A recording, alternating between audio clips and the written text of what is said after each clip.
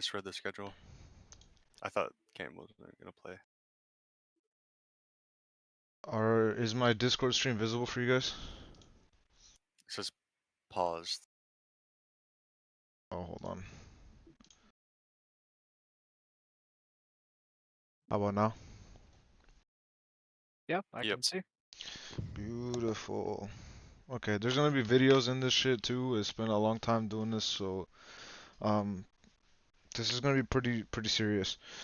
Um, okay, so what we're gonna talk about today is like habits and how we can develop better habits as top players, and just overall like um, upgrade our game. Hold on, can I? Yeah, okay, perfect. This is great. Um, so today we're going to talk about how we can get better habits and how we can play better both on an individual and on a team level, and we're going to kind of deconstruct and compartmentalize the game and the game of Counter-Strike so that we can play better and develop more. So we're actually going to really break this down and compartmentalize it. So we're actually going to just straight up start with how are rounds won and how do you win rounds in CS. Not Obviously not the super basic shit like shoot the person in the head or something silly like that. But like from a fundamental level, like what does it actually take to win a round of Counter Strike? Because people, it's very competitive if you think about it. People are spending time learning how to play the game, learning how to beat other opponents, learning the counter to the counter to the counter. So against really evenly skilled players, like if you don't come prepared and if you don't do things the right way, you're going to get destroyed because other people have been working just as hard, if not harder than you. So how do you actually beat a team that's ready to beat you and just as ready to beat you in many ways, okay? So the first element is timing, okay? So timing is one of the most important parts of life, of um, of competition, of sports, of anything, and especially of Counter Strike. Okay, so timing of when you're gonna fight, when you're gonna execute, what utility you're gonna be using at what time, and what time you're taking map control. Okay, obviously there's also an element of round clock. So if you're on T side and you waste too much time or you take too much time to do something, you will literally lose the round. So you're actually always on the clock to do something, which is why, which adds a whole different element of timing. Okay. Player responsibility, okay? Player responsibility by managing risk and relaying information and being proactive in their responses, okay? So if something's happening to you on your bomb site, you gotta obviously relay the information, you gotta manage the risk and see if you can get a good, favorable fight for you to defend the bomb site, and you gotta be proactive when something happens to you as well. You know, if you get smoked off, you gotta have kind of an idea of what you're gonna do. If you get flashed and executed, you gotta know where you're gonna be able to escape and things like that. So you have to have your own ideas. Every player has to have their own ideas of how they're gonna confront something when they get faced with it. This is especially true for CT side and also for like example for extremity defaulters on T side. But you really have to be proactive in your decision making and what you want to do so that there's no delay, and that's part of that goes back to timing again.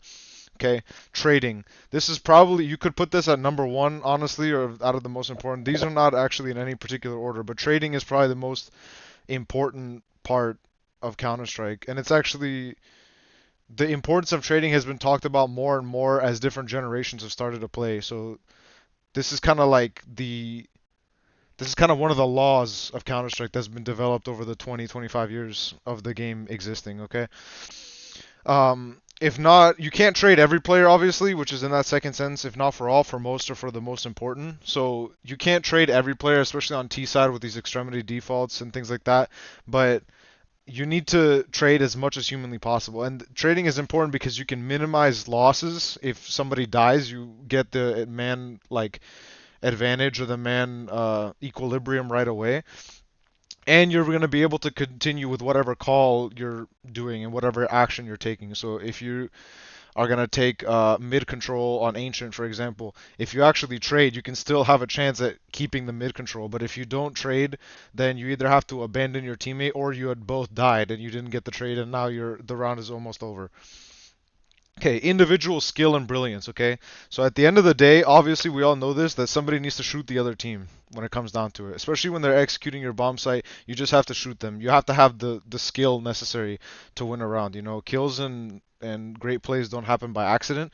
And sometimes you can just win a round based on your own brilliance, you know? Sometimes it takes something special to win a round, and you see this a lot now with G2 with their kind of miracle honeymoon run, dare I say. In the World Cup just now when mobs would just walk up in a man disadvantage, walk up B ramp on Ancient and just kill two players on a spray transfer, and everybody's like, they had no business winning that round. How did he do that? Well, it's because mobs can do things like that and sometimes can win you the round by himself, and that's why the best players in the world are so consequential. Because when you have Donk or when you have Modesty on your team, they can win you around by themselves, and that happens in other sports too, especially basketball, with having less players on the field. Okay, players on the same page of what their current objectives and current dangers are in any given situation. Okay, so team play and being synchronized on your respective bomb site or your respective part of the map, what map control you're taking, everything like that. What are everybody's ideas in that moment? Is everybody doing the same thing, working toward the same goal? A low risk profile, okay? Low risk profile is how much risk you're willing to take to win or to lose, okay? So, and how much risk is required for you to take to win or to lose, okay? So this is a very common saying in tennis actually. So in tennis, when you have a low risk profile and you're able to win, that means that when you play your shots over the net and you hit the ball back to your opponent, you don't actually have to hit crazy shots to win the game. If you have a low risk profile and your opponent is worse than you can literally just hit the ball over to them, like not softly, but you understand you don't have to take any risks and your opponent can literally just hit every ball into the net and you win every point. So that's a low risk profile. A high risk profile is, let's say you're playing against a better player than you, a lot better player, way better. You have to start to raise and expand your risk profile to have a chance at winning this game. So you have to be on, you have to take risky shots, you have to bring in the drop shot, you have to change directions in tennis. So this is like, you know, taking very aggressive angles, very aggressive peaks, lurking through smokes. These are risks that sometimes you have to take in order to win matches when other things are not going. So to win a round, you need to manage your risk profile as much as humanly possible. You don't want to be put in a position to where you are forced to take risks in order to win. You want to try to coast through games if possible and not try to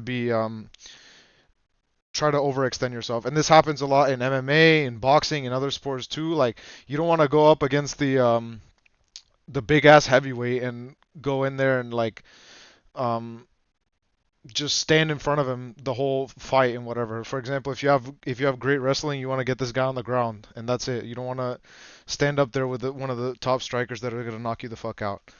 Okay, and sometimes you need intelligent gambles to win rounds. Okay, gamble stacking bomb sites, walking through smokes at certain timings, things like that. Sometimes that's required, and you have to gamble based on the information you received and previous reads from the game. If they like to finish B a lot, then maybe it's a better idea to call to stack the B bomb site, for example. Okay, now we're gonna do this actually together, so everybody's gonna have to say something here. What actually makes a top player? Okay, what makes a top player? What are the characteristics of a top player? And I have a list as well to go over afterward, but we'll start with Josh or Braden or Eddie, whoever wants to jump in and start. We'll just go one by one until we kind of exhaust everything. But what makes a I'm top also here. player I in your just guys' opinions? Aim? Okay, aim. A more basic one, but absolutely Yep. true. Omar? CS IQ. Okay. IQ slash game sense. Braden, Eddie? Physical health. Physical health. That's actually an underrated one. Eddie, what about you? Calm, collected. Calms. Calm, okay. Oh, Is that what you both. meant?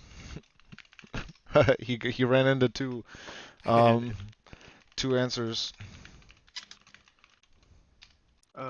work ethic as well. Okay, work ethic. These are all really good qualities.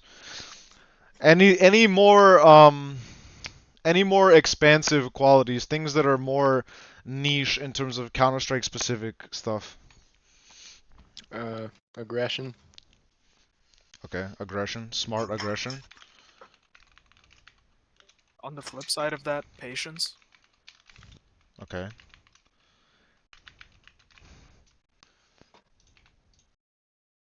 You can also like add discipline to that. I guess they're the same thing, but not really, but kind of really. That's a great point, and we're actually going to talk about that a little bit more. Josh, do you have anything else? Or Brayden Um, as well? I mean, it falls under physical health, but diet. Okay. Physical health as well. But I think diet's a big thing because if you, I don't know, I can't play unless I eat before a game. maybe In terms of ability like, to take criticism. That's actually a very good one. Yeah, That's a that's very good huge. one. in terms of in-game stuff, just general awareness. Although I guess that does kind of fall under game sense. So Okay. Awareness is a good one. Do we have one or two more that are super specific to in the server? Something that a quality of a player that's gonna win you a game or two just by their discipline or their patience or one of these more niche traits. I suppose like craftiness. Like I don't really know how Hmm. to explain it, but like ability clever. to make, Improvisation. yeah, like Yeah, ability to yeah. make plays that like people don't expect. Being able to improvise. It's with an S. Smile. That Minor is a spelling menace. mistake. Bro, I thought I was super British for doing that. Okay. Okay, we're gonna go back to this because I have another slide of this. You guys all gave really great answers, which is awesome, especially the physical health one and ability to take criticism. These are ones that are underrated. This is why, obviously a lot of kids growing up playing Counter-Strike are literal children that don't go out much, and so you see a lot of like issues with that. I went a little bit more niche and kind of in depth in terms of the straight up server traits of a good players. So truly top players are consistent in their mechanics, which is what me and Josh both said, and consistent in their mental approach, which is also what we mentioned. So, mentally going into a game, top players and top athletes, you can also apply this to all athletes, of course. They're consistent in their approach and in their mechanics, okay? They're not whiffing all the time. And sometimes pros do whiff, but the reason that you don't see generational whiffs often when you watch a tier 1 or a tier 2 game is because one player might whiff sometimes, but the other player is not going to whiff on them whiffing. And so it's very unlikely to see two players whiffing at the same time. And that's what consistent in their mechanics really means, okay? Concise and specific communicators, okay? This is the one Eddie ran into by himself, but the comms are good. How good are your comms and how often are you calming important information? And what is the quality of the comm as well? Are you reducing it to a few syllables that everybody can understand, or are you just yapping? How does that look like, okay? Aware of their surroundings and their opponent's tendencies from previous rounds and reads. Okay, so this is also what Omar mentioned, and that's part of that bigger game sense and IQ. Okay, this one is really important as well. Able to understand their opponents, make inferences, and take calculated risks to get round-winning plays or unusually favorable fights. Okay, so the secret to a lot of players and a lot of the top players is not that their aim is like out of this world or their aim is like so much better than other top pros. It's how good of a fight you can get, and this actually directly ties into able to get consistently high percentage and winnable fights. Okay, so choosing the fight that you take and the type of fight that you take is actually way more important than any aim that you could possibly have, because like we said earlier with the risk profile, you want to have a low risk profile at all times. So you want to take fights where you know that it's more likely for you to win them rather than lose them, okay? So the quality of the fight that you take is really, really important, and the top players are taking good fights often, okay? And a great example of this is like Nico. People call him like really slow, or he plays really slow, and he's kind of like a low sense, like crosshair placement merchant. But that's because he can do that because he actually has a great sense of which fights to take and which fights to not take, and which angles to hold and which angles to not hold and abandon. And that's why he's so good. And then on top of that, you see the crazy Deagle highlights. You see all kinds of things that can make up for situations that are maybe not exactly favorable or winnable, but he's actually able to overcome that. And that's why he's the best player in the world. Not just because he's a merchant of taking good fights, but also because he has both of those things. Okay. Able to make good choices of when to fight and when not to fight based on their circumstances. Okay, this is more of a macro thing. So, what kind of fights is a player taking, and is he fighting when his teammates are not supporting him, or when his teammates are supporting him? Is this player fighting too much when his teammate is not supporting him? Is he taking a fight that's completely unnecessary that are just have a really low reward compared to the risk? So, how does their fighting affect the macro? Understanding their tradability. This is really important. Is this player tying their shoes very often? Okay. Is this player understanding that they are going to be tradable or they're not going to be a tradable? And how do they actually fight with that knowledge? Okay. Sometimes if you're not tradable, you want to just like do maybe a slower peak, or you could do a really, really wide swing that's going to like try to kind of fluster the opponent. But if you're tradable, you're going to do a more standard peak, or the first guy's maybe going to wide swing and the second guy's going to do a shallow peak behind you. So how do you behave when you're tradable? How do you behave when you're not tradable? Okay. Understanding, and actually that's a big part of why Stewie2K was so good with G2 during IEM Dallas, is because he actually was Stewie2K has never been a top 20 HLTV player, you know, but yet he's this icon, and he's this kind of the most winningest player in NA history, along other than Twist, obviously. But him and Elysian Twist were all on the same team, and for some reason, you know, Stewie is like one of the most famous players, even though he was never in the top 20. And the reason for that is that he actually contributed in a lot of ways, other than his pug reputation and things like that. He was just way more tradable than Hooksy was. That when Hooksy is usually jumping around the corner and not even trying to get the kill. Okay, so there's little micro things that Stewie was doing better than Hooksy usually was that helped them win that tournament actually. Okay, understanding of timings and the impact of their actions in the time that they occur, okay? So this is actually really important because this actually goes with favorable fights. And Josh knows this really, really well. If somebody throws a really shit molly and Josh can actually get in front of it, he's gonna shoot a dude that doesn't even have his gun out, okay? So these are more instinctual things that are really important and that players really understand.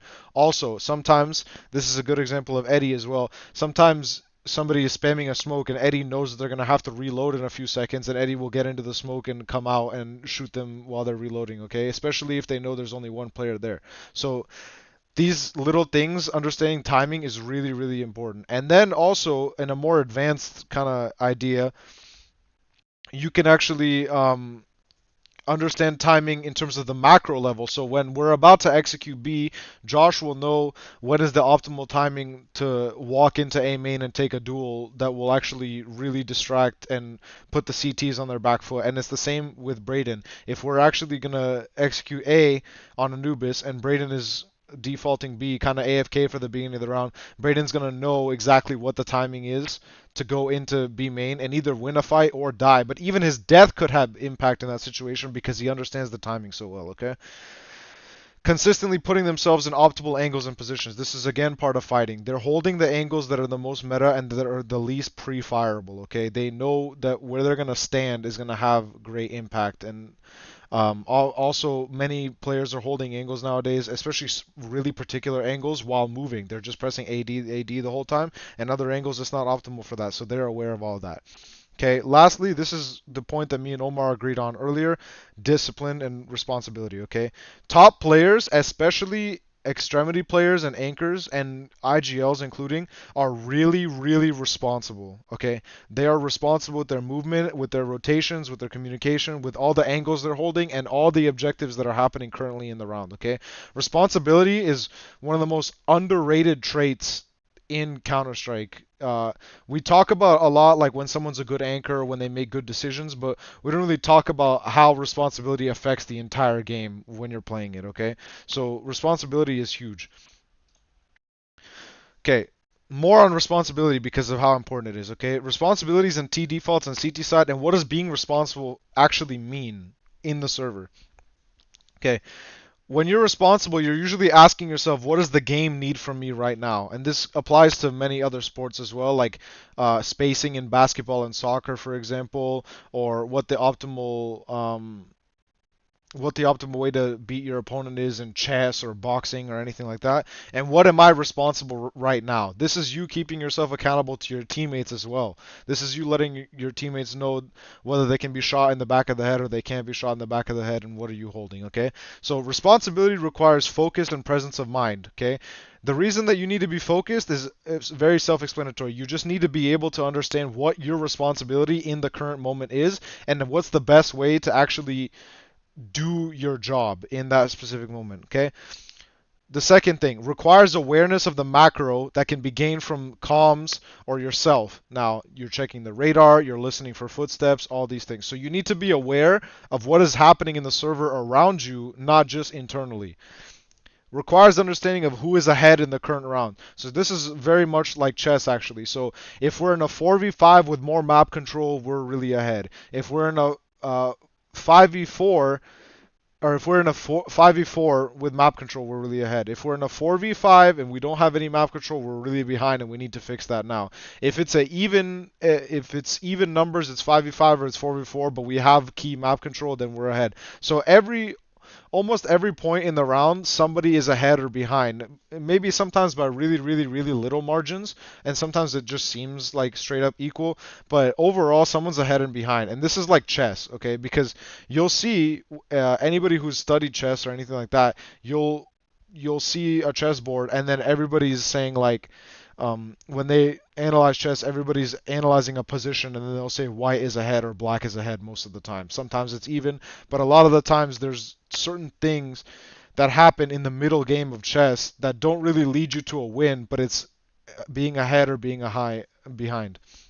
Okay, requires an understanding of the current push and pull of our actions and therefore the other teams, okay? So for example, if we go back to Anubis, if we have full B main control, we know that we're practically sending the T's, if we're on CT side, we're practically sending the T's all the way toward A and toward mid. So we need to understand to be responsible that we cannot just dry walk up mid or dry walk into A main because they actually could be there, okay? So these are small things about understanding the macro.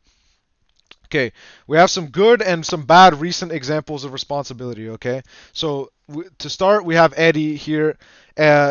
Braden goes down and he makes contact with both. So Eddie is now aware that there's two dudes with deagles that are coming into the bomb site, and he has to live, and he's responsible for the entire B side of the map right now. And if you notice in this video, we're going to watch it together right now briefly.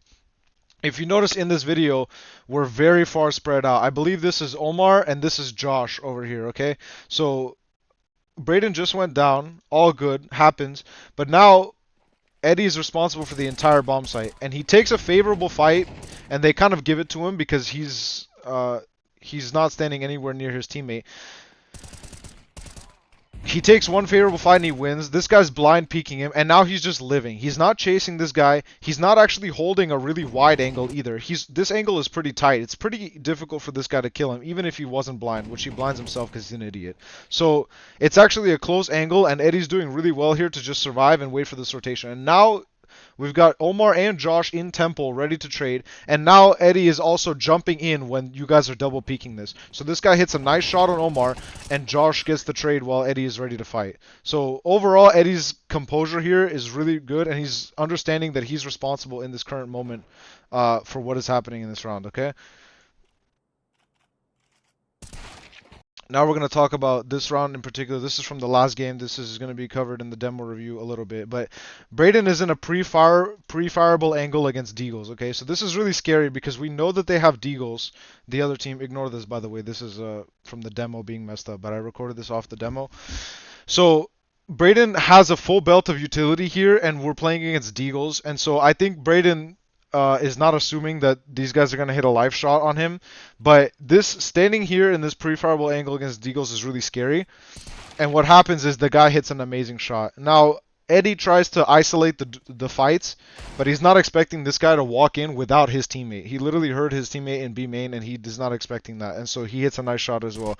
But bottom line is that it's a 4v2 against Deagles, and we are not jump spotting, for example, or we're not instantly smoking the B main after this. So that would probably be a better option, is to jump spot or to smoke immediately. And the reason for that is from the topic of coming back to responsibility. If you're responsible for the B bomb site in the mid round, and especially against Deagles, your biggest thing is not dying untraded, because that's obviously screwing over Eddie and everybody else. So a responsible thing to do would be really hard to kill. And it's not going to show at the stats at the end of the game and all this shit, and it's not a glamorous job at all, but it's really important, okay? So now we're going to talk about in-game decision making and the checklist of making decisions in game and the hierarchy of making these decisions, okay? Most decisions need to go through a vetting process in your own mind before you make them, okay? And there are decisions about how to fight, the timing to take, and your utility usage, okay? So those are the three categories that we're going to go over right now. So checklist for fight decision making. Is this fight necessary, okay? So why would I take this fight, and am I gaining space or position, okay? Is this important? What's the risk reward, okay? Should I take this fight? Should I not take this fight? If I lose this fight, what is the consequence? Is it bad? If I win this fight, is it actually going to win us the round? Or is it just kind of useless? Okay, second thing, that's the number one priority. These are in order. Second thing, is this fight being winnable? Are they holding me? Am I being expected? And how easy is my shot going to be to hit? If I'm peeking into someone and I don't know where the hell they are, it's probably not a good idea for me to peek it. So, but sometimes I'm being forced to, which goes back to the top of it. That's going to override everything, okay? If it's necessary, you have to take the fight. So are they holding me, or do they expect me, okay? Am I tradable, or can I be tradable soon? Can I tie my shoes and get traded soon? Sometimes you can, sometimes you can't. And that's why, of course, if the fight is necessary, you don't have to be tradable, you just take the fight. What type of peak or method is the optimal tool to win this fight? So this is a little bit more technical. This is lower on the list. When you're going to take this fight and you decided, I'm going to take this fight, it's necessary or it's easy and winnable. What kind of peek are you going to use? Are you going to wide swing them? Are you going to shallow peek? Are you going to walk it with an op? Are you going to crouch peek it? Are you going to donk slide? All these things. So how am I actually going to give myself the best number one way to win this fight, okay? This is also a bonus right here. If somebody peeked me or appeared on my screen, am I actually ready for this fight? Okay, so this is a bit of an autopiloting thing, or standing in certain positions and holding certain angles. You have to always be ready to win a fight when it comes to you, because you can't always decide your fights, but when fights come to you, you need to be ready. So you need to ask yourself sometimes, if somebody peeks me right now, can I actually win this fight? Am I ready? And then you need to get mentally prepared, okay? Checklist for hierarchy for timings and utility usage, okay? So this is utility usage. This is really important for anchors and players that are playing by themselves on the map, okay? CT side, am I negating an immediate threat with this nade, or am I setting myself up or my teammates up with this nade, okay? So obviously we throw round start smokes. We'll smoke E-box on our Anubis, or we'll smoke the stairs on our Anubis for CT side, and we'll do something like that. So if I'm throwing a molly, are they actually there and I'm stopping them with this molly, or am I just throwing this willy-nilly? So this is something you have to think about when you pull out your nades in CS, okay? T side, am I going to actually use this utility that I'm throwing on T side to take space, or am I using this to deny information or waste time for the CTs, okay? If you're not using utility for one of these three reasons on T side, then you probably shouldn't throw it. You might just be util dumping and griefing on accident, okay? So if you're going to molly the car on banana, you're usually delaying the opponents and you're actually allowing yourself to take the space on banana. If you're not mollying it, it's actually worse than mollying it. So that's not the greatest example. But let's say you're smoking house on mid or E-box on mid. There are many reasons to do this, and to most of all to deny information and to get close. So if you're not using the smokes for those purposes, you probably shouldn't throw them, okay? CT side, this is a little bit more niche. This is something that players have to develop because they have to think about their whole team. How many smokes and molos does our actual team have? How much does the whole team have? And am I throwing this smoke at the same time as the other side of the map is smoked? Okay, this is really, really, really important for maps like Inferno with short T-side rotations and long CT rotations, okay? And the reason for that is if we throw a smoke on brackets and we throw a smoke at top banana at the exact same time, those smokes are going to fade both at the same time, and the T's can literally decide which place to go, and we won't be able to stop them, okay? So ideally we want to have a smoke on one side of the map and then chain the smokes together, and sometimes this is really hard for players to develop, and this is what makes really great players really great. And you better believe that the tier 1 teams are talking about this all the time, especially for maps like Inferno and also potentially Vertigo, maps with short T rotations, okay? Both sides, both T and CT side. How much time is left in this round, okay? What's the best timing that I can actually get the most out of this smoke? Is it better to wait? For example, B players on Inferno. If a B player is on Inferno and they have a smoke in their hands and they've made 0 contact and 0 noise and there's a minute and 15 seconds left in the round, that's probably not a good time to use your smoke, okay? And the reason for that is because you literally haven't seen anyone. There's no way that they could be on you. So why would you smoke it? If you could get that smoke down at 30 seconds left in the round, how much more impact would that smoke have? So that's what that bullet point is about. Also, HE nades. This is a small tidbit. HE nades. Is it reasonable to assume that there's actually an opponent there, or am I just throwing this nade willy-nilly? Okay? So when I'm throwing this HE somewhere to damage an opponent, is there actually someone there, or do I assume with good reason that someone's there, or am I just like throwing this just for fun?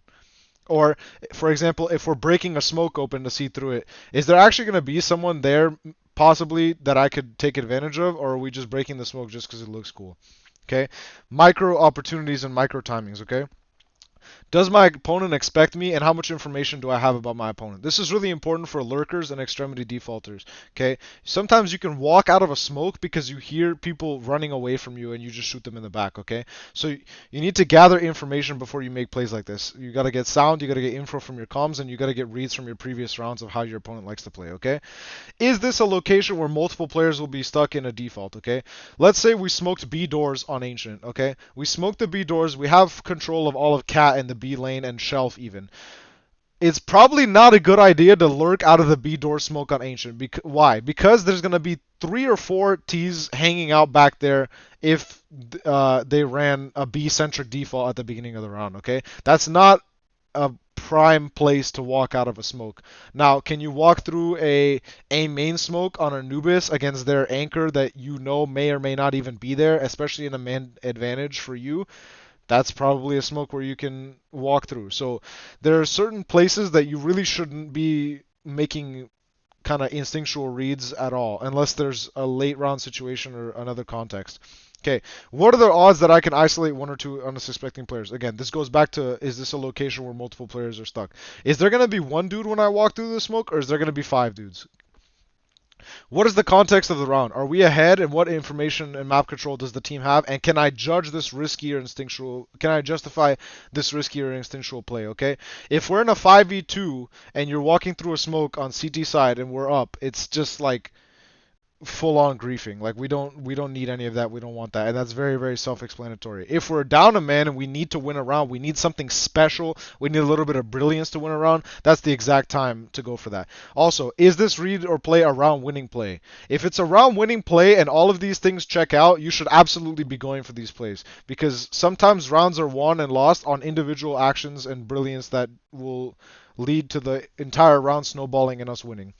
Okay, what am I going to do after this play? Okay, after this play happens, am I going to hold the space, or am I going to disengage completely? This is kind of important to know if this play works, what is the appropriate response from me.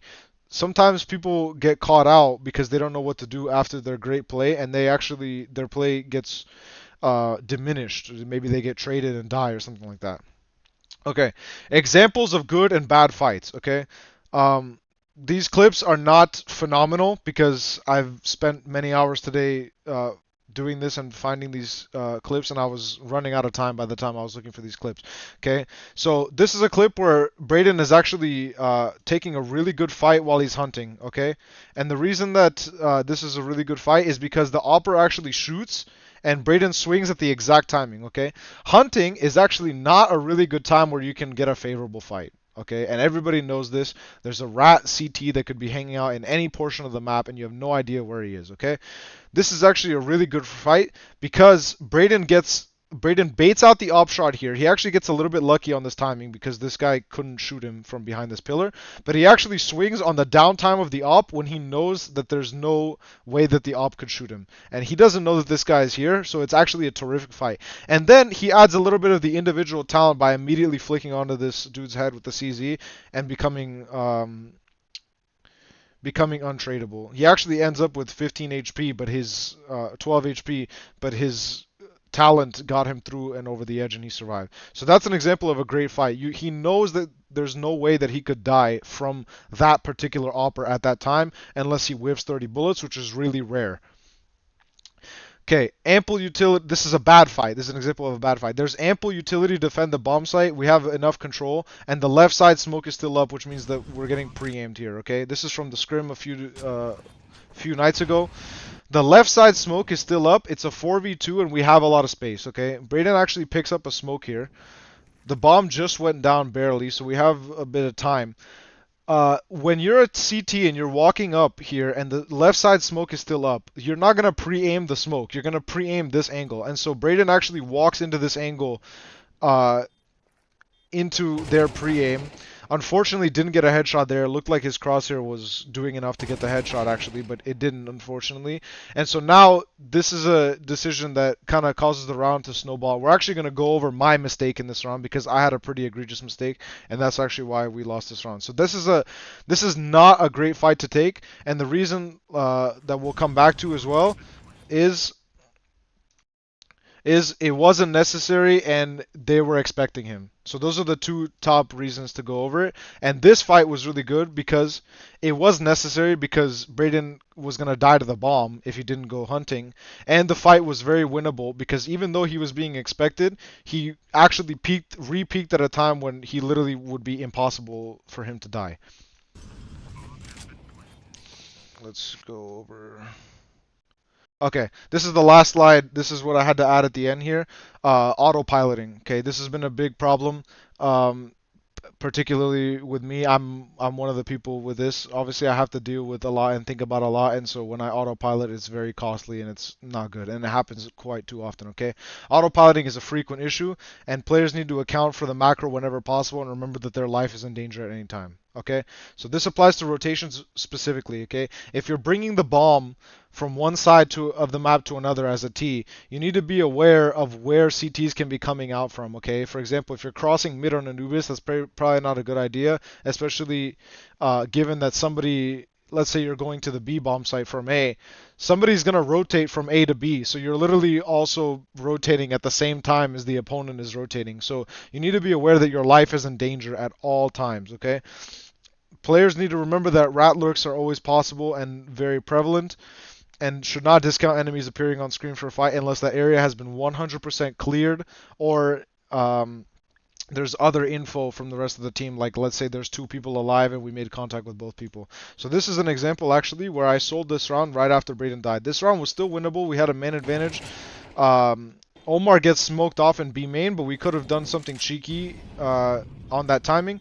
I hear this guy burning in the molly, and I didn't account that this is an angle that I could be peeked at. I held my A key way too long. I'm on autopilot, listening to this guy getting burnt, and I'm also worried about tempo because Brayden didn't see the other guy on the death cam just because of the timing of it. So this is a pretty egregious autopilot here. I'm dying for literally no reason, and I don't even shoot back at this guy, so I had no chance to win this fight. And obviously this goes back to this is a bad fight because it was completely unnecessary. I wasn't gaining any position or space, and it was not winnable because I literally was not looking at him. So that wraps up what we're talking about today. This is kind of a more formal and more academic approach to the game, and kind of getting us to build habits that are more solid in our micro so that we're really, really aware of how we can win games in the future. Does anybody have any questions about this? No questions, just really good job. I liked it. Really good. Can you post this somewhere so I can go back and read it? We are definitely gonna post this. I'm streaming this on Twitch right now, and I'm gonna get the VOD and I'm gonna put it on YouTube as well. So it will be on YouTube, and we'll have access to it. So we'll have it forever. Does anybody have any other questions? We're actually supposed to be playing a scrim right now, but I told them we'll be 5 minutes late. So any other questions from you guys? All good on my end. Great. Okay, perfect. Thank you guys.